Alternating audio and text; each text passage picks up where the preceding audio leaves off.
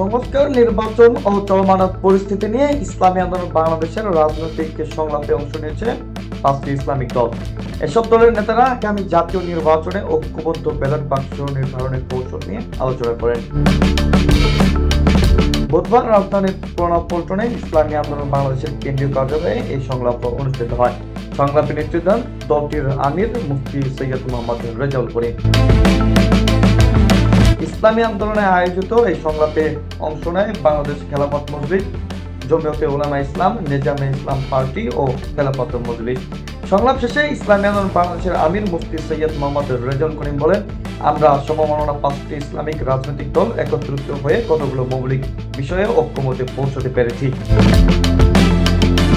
সামনে জাতীয় নির্বাচন, আমরা যেন ইসলামিক দলগুলো একটি বাক্সে ভোট পাঠাতে পারি, এই বিষয়টি নিয়ে কাজ অনেক দূর এগিয়েছে, অনেকটা আন্তরিকতা প্রকাশ পেয়েছে। আলোচনায় আমরা সন্তুষ্ট।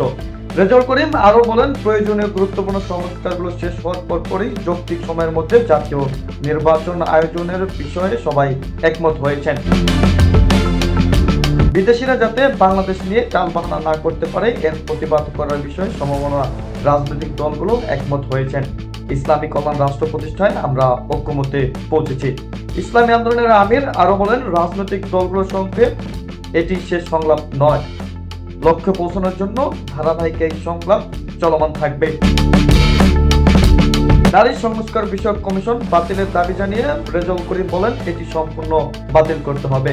আমরা এই বিষয়ে একমত হয়েছি, তা না হলে আরো কঠোর আন্দোলনের হুঁশিয়ারি দেন ইসলামী আন্দোলন বাংলাদেশের আমির মুফতি সৈয়দ মোহাম্মদ রেজাউল করিম।